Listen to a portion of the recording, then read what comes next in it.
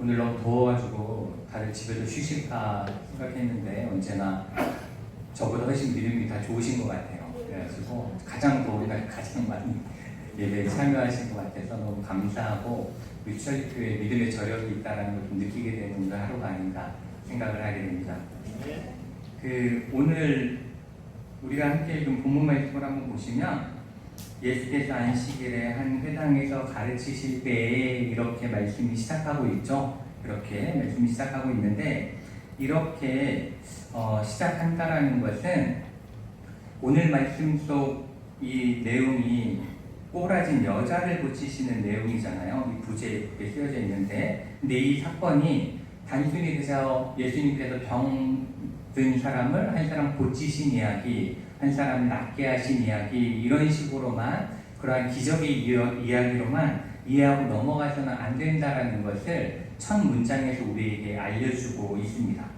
이렇게 성경에서 구체적인 시간 그리고 구체적인 장소가 등장한다는 것은 그곳에서 그 시간에 그 일을 행하셨다라는 것은 그 특별한 의미가 있다라는 걸 이야기하는 거예요. 그 시간에 그 장소가 의미가 있다라는 거죠.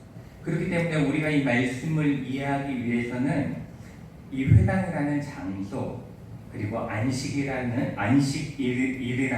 이 시간의 의미에 대해서 먼저 좀 알아봐야 합니다. 그럴 때 우리가 이 말씀의 의미를 잘 깨달을 수가 있습니다. 먼저 우리가 회당이라는 곳이 어떠한 곳일까에 대해서 한번 생각을 해봐야 되는데 이 회당은 우리 성도님들이 구약 성경을 펴서 막 읽어보시면 한 번도 발견할 수 없는 곳이 회당이라는 공간입니다. 이 회당을 찾아보실 수 없을 건데 이 이스라엘은 기본적으로 다윗 이후로 그렇죠? 다윗 이전에는 성막, 다윗 이후에는 성전이 중심이 되는 성전 제사가 중심이 되는 그러한 국가였습니다. 그리고 그러한 예배 체제를 갖추고 있었죠. 성전 예배가 가장 핵심이었고 다른 곳에서 예배드리는 건 잘못된 거였어요. 그런데 기원전 586년에 바벨론의 느부갓네살 왕이 있는데 그 왕에 의해서 예루살렘이 함락되게 됩니다. 예루살렘이 무너지게 되고 성전은 불태워지게 되죠. 불태워지게 되고 무너지게 되는 거예요. 그리고 많은 사람들은 예루살렘과는 너무나 멀리 떨어져 있는 바벨론, 지금의 이라크 지방으로까지 포로로 잡혀가게 됩니다. 이렇게 이방 땅, 이방 언어, 이방 민족 이 사이에서 유대인들은 어떠한 위기감을 느끼게 되냐면 이러다가 우리가 이스라엘 민족이라는 정체성이 사라지지 않을까? 우리가 이제 이스라엘 민족이 아닌 존재가 그저 다른 민족과 다를 바 없는 이방인이 되지 않을까라는 그러한 두려움과 위기에 직면을 하게 됩니다. 그러다 보니까 그들은 민족성을 지키기 위한 노력들이 시작한 거예요. 그러한 노력을 굉장히 시작하고 있는데 지금은 비록 바벨론 그 이방 땅의 포로로 머물러 있지만 언젠가는 고향으로 돌아갈 것이다라는 것을 희망하며 소망하면서 그들의 언어 그리고 그들의 종교 그들의 문화를 지키기 위한 노력을 멈추지 않았습니다. 굉장히 열심히 그걸 지키려고 노력했던 거예요. 얼마 전에 이제 광복절을 맞이해서 제가 광복절 기념으로 TV를 좀 보고 있었는데 TV를 보다 보니까 하와이 이민자들에 대한 이야기가 나오더라고요. 하와이 이민자들의 그 삶에 대해서 다루는 프로그램이 있었는데 그걸 이렇게 보다 보니까 일제강점기 시대에 그 하와이로 어쩔 수 없이 이주했던 사람들이 있잖아요. 사탕수수 노동자로 이렇게 이주했던 사람들이 있는데 그곳에서의 삶은 굉장히 고됐다고 하죠. 굉장히 힘들고 아침에 해가 뜨자마자부터 해지고 나서까지 일을 해야 되는 그런 힘든 삶을 살아갔다라고 합니다. 그리고 월급이라는 게 특별히 있겠습니까? 지금이야 그 최저임금 이런 것들이 보장되는 시대를 살아가고 있지만 그때는 그냥 주는 만큼 받는 거잖아요. 그런데 그러한 때에 자신들이 먹고 살기도 굉장히 힘들었지만 그럼에도 불구하고 우리나라 독립자금의 가장 많은 금액이 하와이 이주민으로부터 왔다고 하더라고요. 독립자금이 하와이 이주민으로부터 와서 독립을 쟁취하려고 노력했다라고 하고 있는데 그렇게 독립자금을 보냈다고 하고 또 해방 후에는 이 나라가 교육이 바로 서야 나라가 바로 선다라는 생각 때문에 자신들은 교육받지 못했어도 국가의 그 교육을 위해서 하와이에서 돈을 많이 보내서 학교도 세우고 이랬대요. 그래가지고 그 인천에 있는 인하대학교가 그때 세워진 거라고 그러더라고요. 그래가지고 인하가 뭐냐면 인천의 인, 하와이의 하. 이게 합쳐져갖고 인하대학이 된 거예요. 혹시 알고 계셨나요? 저는 이번 처음 들었는데 그렇게 인하대학이 됐다라고 이야기를 하기도 합니다. 이렇게 내 나라를 떠나면 내 나라에 대한 애착, 그렇죠? 애국심이 더 커지는 것 같아요. 그리고 우리나라의 문화를 지키고자 하는 노력도 좀 하게 되는데 이 한국 교회, 우리 국내 교회에서는 가능하지 않지만 이민 교회를 한번 가보시면 어느 나라든 아마 똑같을 겁니다. 제가 미국에 있었지만 아마 독일도 뭐 영국도 일본도 다 이민 교회를 가보시면 교회들이 하는 가장 큰 프로그램 중에 하나가 한글학교예요. 한글학교. 그 1.5세나 2세들에게 한글을 계속 가르치기 위해서 한글학교라는 것을 합니다. 이렇게 우리나라에서는 영어 못한다고 맨날 혼내지만 거기서는 한글을 가르치기 위해 노력하는 그러한 애국에 대한 마음이 있는 거죠.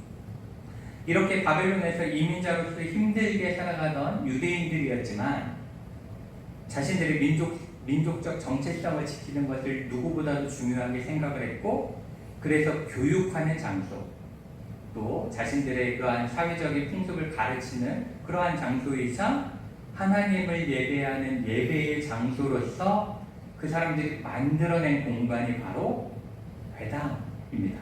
그 회당이 그렇게 존재하는 거예요. 그렇게 해서 그때부터 이제 성전은 존재하지 않으니까 종교의 중심도 성전에서 회당 중심으로 예배도 성전 제사 예배에서 회당 말씀 예배 중심으로 변화된 거죠. 유대교의 변화가 된 거예요.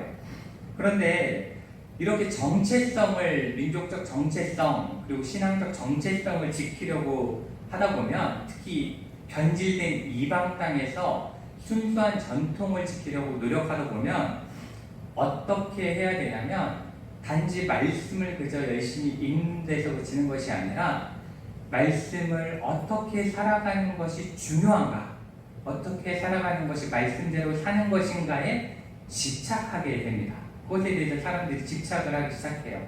그러다 보니까 규칙들을 철저하게 만들어내는 거예요. 바벨론 사람들은 이렇게 살지 유대인들은 이렇게 사는 게 옳은 거야. 이런 식으로 계속해서 옳은 것이 무엇인가를 만들어내는 겁니다. 그래서 바벨론 사람들과는 다른 유대인이라는 걸 확실하게 알려주는 거예요. 그러다 보니까 이스라엘 백성들은 이 이스라엘 사람들은 회당에서 말씀을 정리하기 시작했어요. 먼저 하나님의 말씀을 알아야 어떻게 살 것인가를 찾아낼 수 있기 때문에 말씀을 정리합니다. 그래서 여러분들이 읽는 이 구약 성경 있잖아요. 구약 성경, 성경의 구약 부분에 대한 대부분의 정리, 책을 모으고 또 정확하게 번역을 하고 또 순서를 정하고 이러한 것들은 이때 바벨론 포로 시기에 되어졌다라고 보시면 됩니다. 이때 체계적으로 말씀을 정리한 거예요. 그리고 이 말씀들을 삶에 이제 적용하는 문제가 남아있는 거죠. 그렇게 적용을 해야 되기 때문에 이 말씀을 지킨다라는 것은 이거를 행하는 거야. 이런 식으로 세부 규칙들을 이렇게 만들어 나가기 시작한 겁니다. 그래서 그들에게 있어서 이제 율법, 이 말씀과 장로들의 전통, 그러니까 말씀으로부터 나온 세부 사항들을 지키는 것이 민족적 정체성을 지키는 데 있어서 무엇보다 중요한 일들이 되기 시작하게 된 겁니다.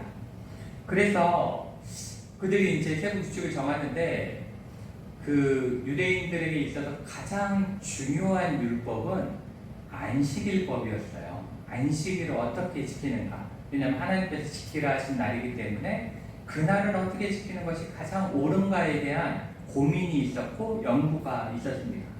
그래서 안식일에 대한 규칙을 만들었는데 처음 만든 게 39가지 정도.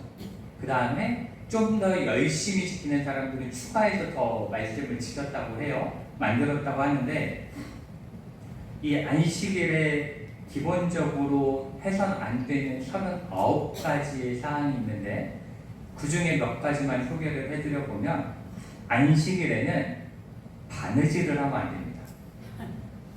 바느질을 하면 안 되고 농작물을 거두면 안 됩니다. 추수하면 안 돼요. 추수하면 안 되고 그리고 곡식단을 묶어도 안 됩니다.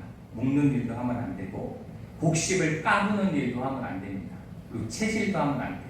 그래서 이제 안식일에 예수님의 제자들이 이제 곡식 까부시다가 안식일 안 지킨다고 혼나는 내용이 있잖아요. 그런 거 좀 그런 것들이 있고 이 밀가루 반죽도 하면 안 됩니다. 반죽을 하면 그 안식일을 어기는 거예요. 그리고 빵을 구워도 안 돼요.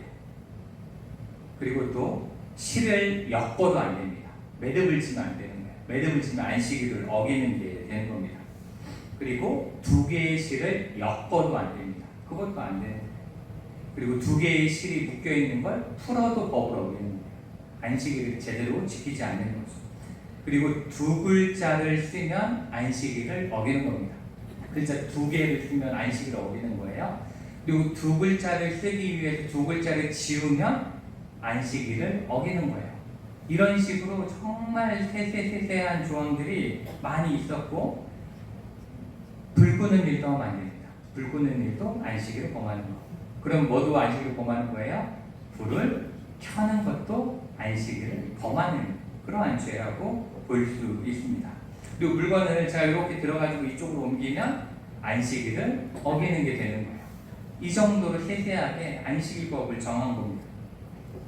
지금 우리가 생각할 때는 뭐 이런 것까지 통제하나 이런 생각이 들 수 있지만 유대인들에게 있어서는 이게 굉장히 중요했어요. 그래가지고 그 유대인들은 이런 안식일 규정 중에 하나를 어기면 뭘 한다고 생각했냐면 우상 숭배하는 것과 같다고 생각을 했습니다.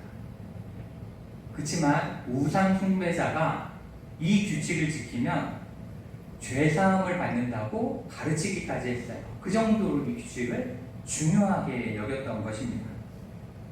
이렇게 유대인들에게 있어서 율법을 지킨다는 것은 율법, 하나님의 말씀대로 산다는 것은 말씀을 그대로 지키며 살아가는 것이 아니라 전통을 그들이 만들어낸 규칙을 명확하고 철저하게 지키며 살아가는 것이 되었던 것입니다. 그런데 문제는 바벨론에서 돌아왔으면 이제 좀 달라질 수 있는 거잖아요. 그렇죠? 바벨론에서 돌아와서 이제 예루살렘 성도 다 복구하고 했으면 이제 좀 괜찮아야 되는데 문제는 돌아온 이후에도 유대인들끼리만 살지 못하는 거예요. 그렇죠? 헬라 제국에 또 침략을 받고 로마 제국에 침략을 받고 이래서 그들의 문화가 계속 위협을 받다 보니까 그 전통도 바벨론 때보다도 더 철저해지는 그러한 문제가 생기게 된 것입니다. 그래서 자신들의 정체성을 지키려고 노력을 하게 된 거죠.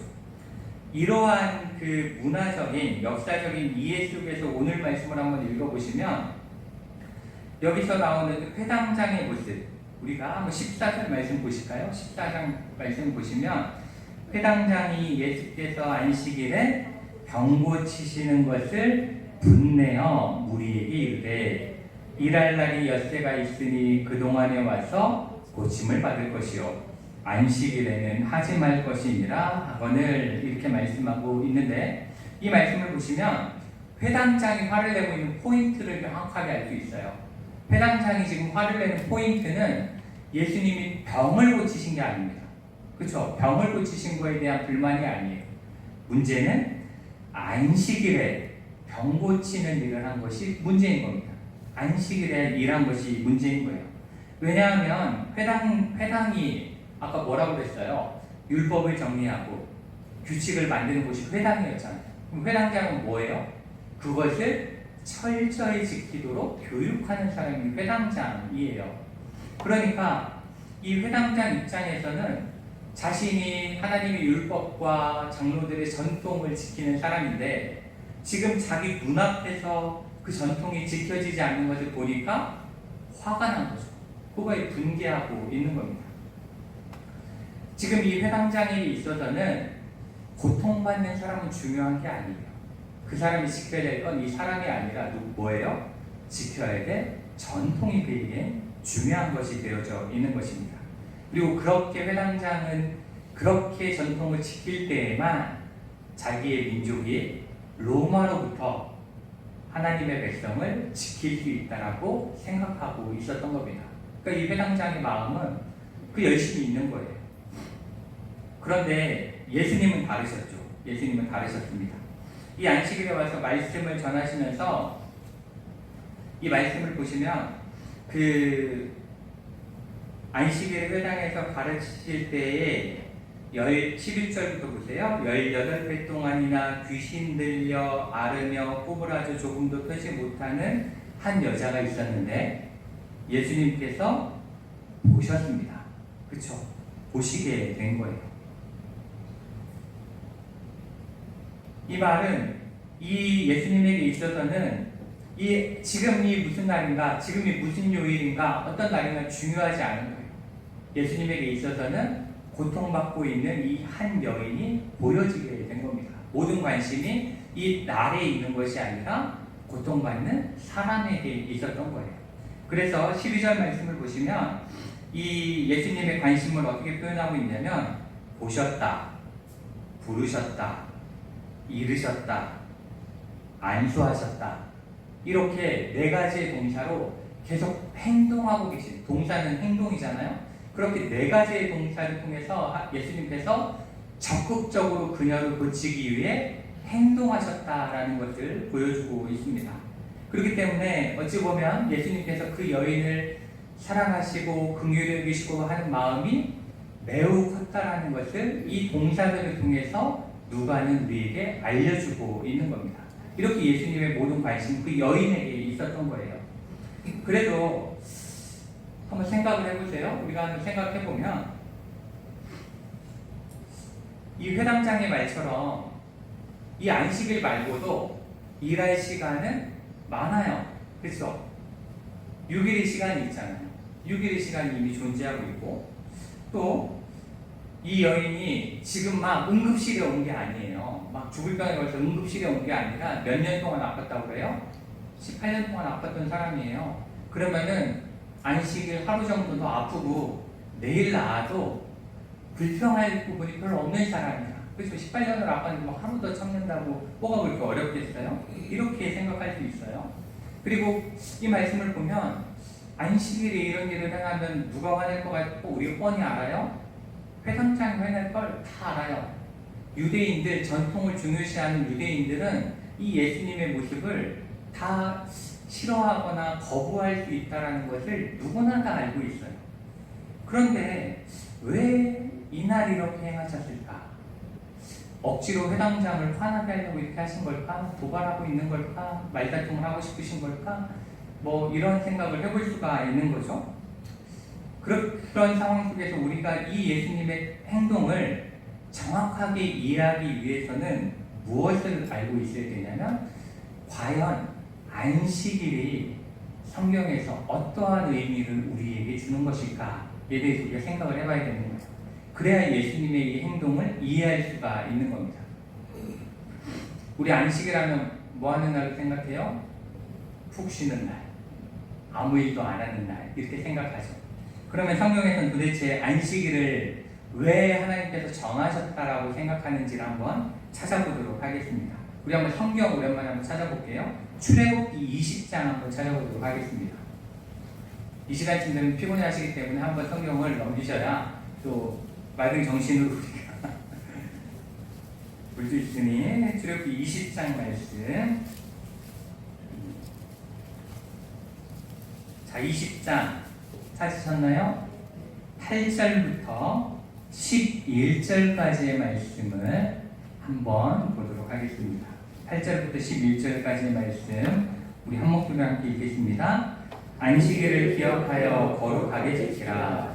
엿새 동안은 힘써 내 모든 일을 행할 것이나 일곱째 날은 내 하나님 여호와의 안식일인즉 너나 내 아들이나 내 딸이나 내 남종이나 내 여종이나 내 가축이나 내 문 안에 머무는 객이라도 아무 일도 하지 말라. 이는 엿새 동안에 나 여호와가 하늘과 땅과 바다와 그 가운데 모든 것을 만들고 일곱째 날에 쉬었습니다. 그러므로 나 여호와가 안식일을 복되게 하여 그날을 거룩하게 하였느니라. 아멘.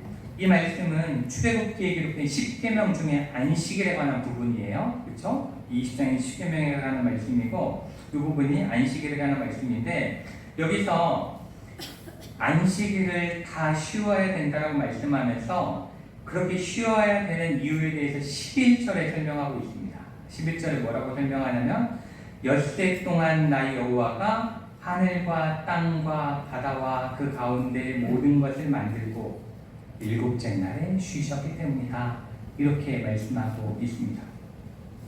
이게 어떠한 의미냐?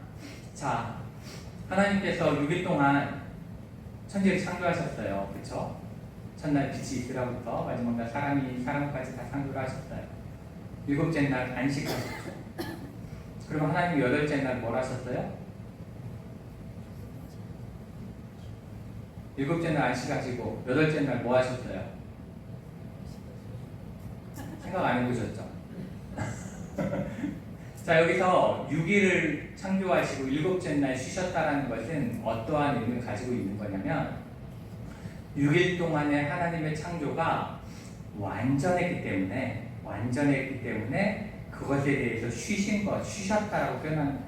심히 좋았더라 이렇게 말씀하시면서 창조가 끝나잖아요. 그러니까 완성되었다라는 의미에서 마침표를 찍는 거예요.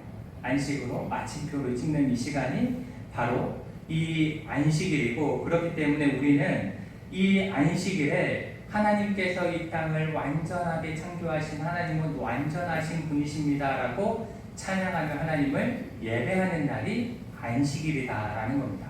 그리고 또 하나의 우리가 이 안식일에 대한 의미를 찾아보고자 하는데 신명기 5장으로 한번 가보도록 하겠습니다.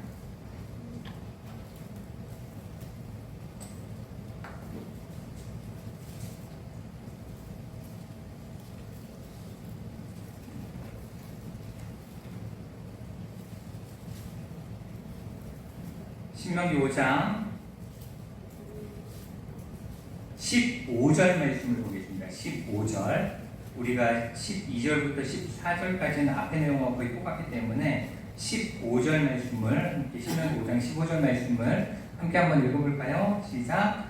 너는 기억하라. 내가 애굽 땅에서 종이 되었더니 내 하나님 여호와가 강한 손과 편팔로 거기서 너를 인도하여 내었나니 그러므로 내 하나님 여호와가 내게 명령하여 안식일을 지키라 하느니라. 아멘.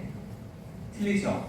이 신명기에서는 앞에 출애굽기에서 말씀하신 이유와 또 다른 이유를 말씀하고 있습니다.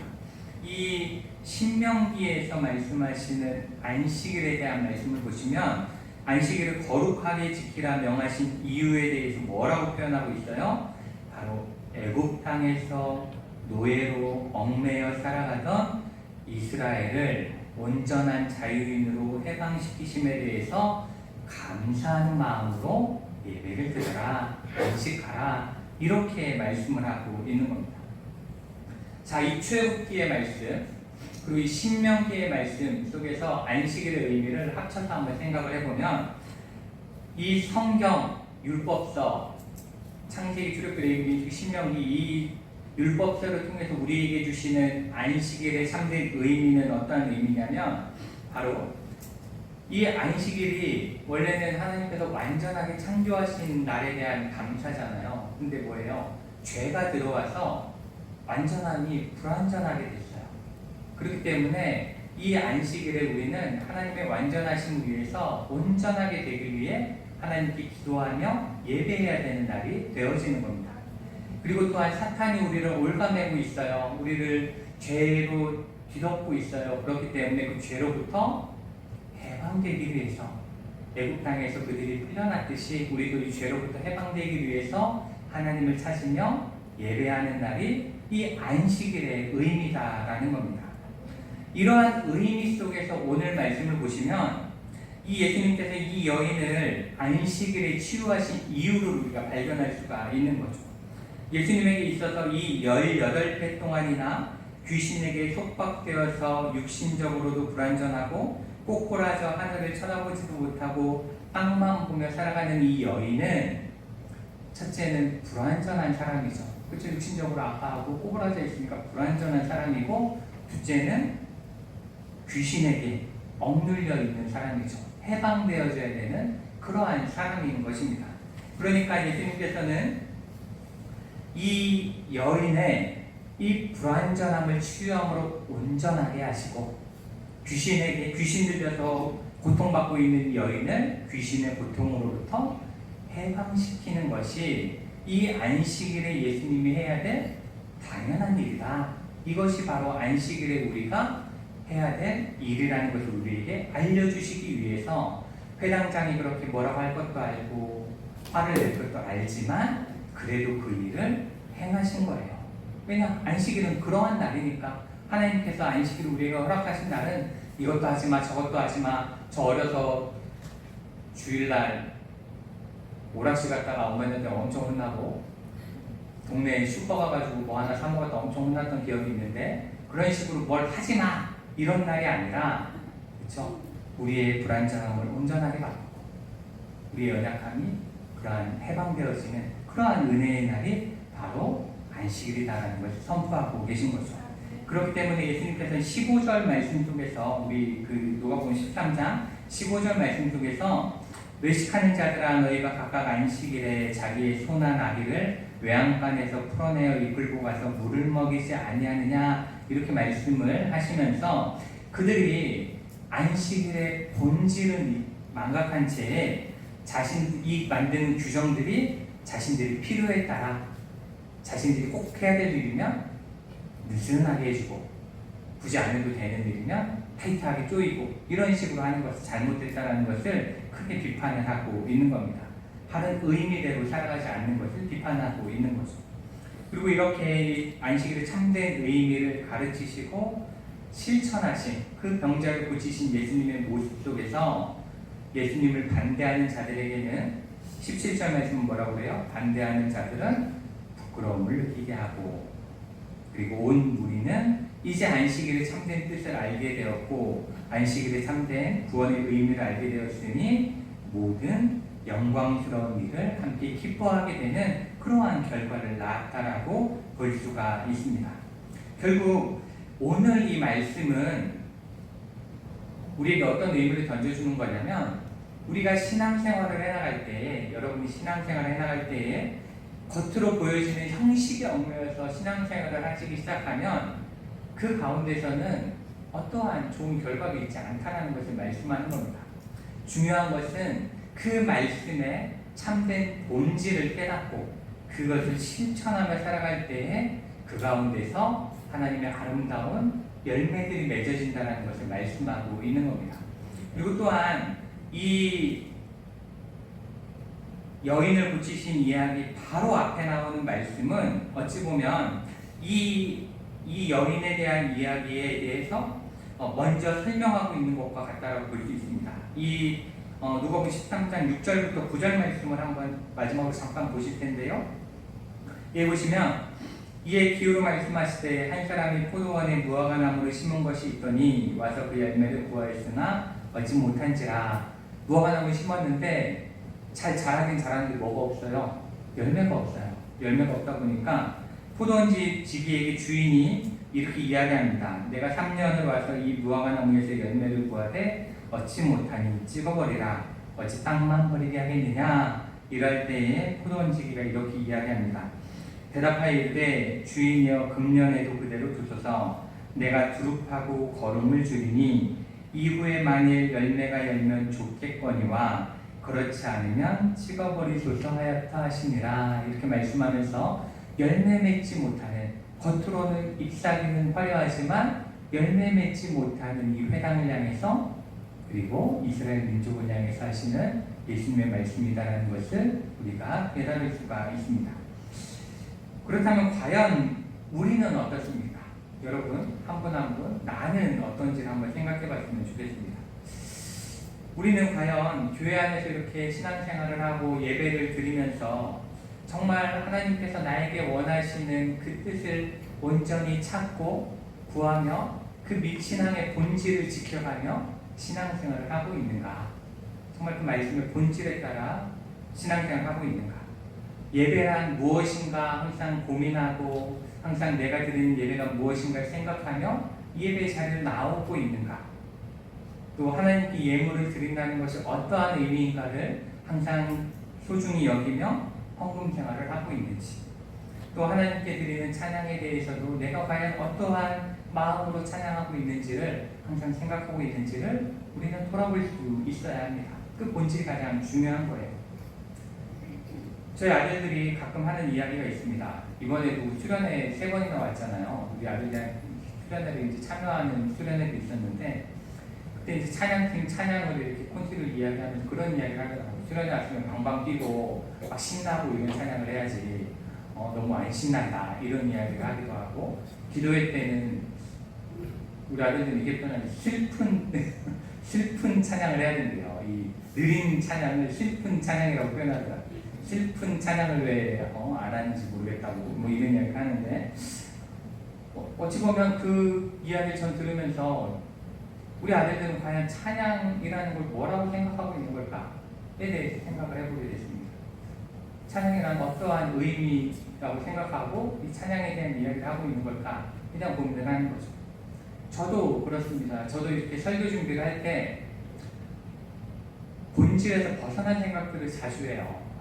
또 설교 또 너무 성경 얘기만 하다 지루하면 또 주무시는 거 아닌가 생각을 하기도 하고, 또 설교가 좀 짧을 것 같으면 짧으면 또 준비 열심히 안 했다고 뭐라고 하는 건 아닐까 막 생각을 하기도 하고 제가 예전에 어떤 그 장로님을 한번 만난 적이 있는데, 그분하고 이렇게 이야기를 하다가 저는 설교를 성경 이야기에서 벗어나는 걸 안 좋아해요. 그랬더니 그래도 한 번씩 웃겨줘야 설교가 안 지겨운데 이렇게 얘기를 하셔가지고 그 후로 계속 설교 준비할 때마다 뭘 웃길 수 있는 재주가 없는데 어떻게 해야 되지? 막 이 생각 때문에 고민 많이 하거든요. 그러니까 결국 말씀의 본질 속에서 답을 찾아야 되는데 어떻게 하면 교인들을 안 졸게 할까 이런 것들만 생각하니까 본질에서 벗어나는 데들이 많이 있고, 많은 목회자들이 그런 거에 아마 집착할걸요? 저만 그런지 모르겠지만 그렇게 하니까 설교가 다른 말씀으로 가지 못하는 경우들을 우리는 발견하게 되는 거죠. 그렇기 때문에 저는 언제나 누구나 다 똑같습니다. 저도 그렇고 가끔 본질을 잊고 신앙생활 할 때도 있고 무언가를 준비할 때도 있고, 그렇지만 우리가 항상 이런 말씀 속에서 생각해야 되는 것은 예수님께서는 우리에게 그 말씀의 진짜 의미를 찾으라고 계속 말씀하고 계신 거예요. 기적을 보여주시면서도, 또 말씀을 가르치시면서도, 십자가에 달려 죽으시면서까지도 하나님께서 너희에게 원하시는 것이 무엇인지 그것이 이것이다라고 알려주고 싶어 하시는 걸 분명히 우리는 깨달을 수 있어야 합니다. 그렇기 때문에 우리는 오늘 말씀을 통해서 신앙생활이란 겉으로 보여지는 것에 집중하는 것이 아니라 하나님께서 기뻐하시는 신앙의 본질을 찾아 그대로 살아가는 것이다라는 걸 분명히 깨닫는 이 시간이 되길 원합니다. 그래서 오늘 말씀도 회당장과 같이 그저 전통과 습관에 따라 신앙생활을 하는 것이 아니라 예수님을 본받아서 오늘 지금 나에게 원하시는 하나님의 말씀, 지금 나에게 원하시는 그 뜻들을 구하며 찾아가며 실천하며 살아가시는 저 여러분 되시기를 축복합니다. 기도하시겠습니다. 사랑하는 영원하신 하나님 감사합니다. 오늘 말씀 속에서 예수님께서는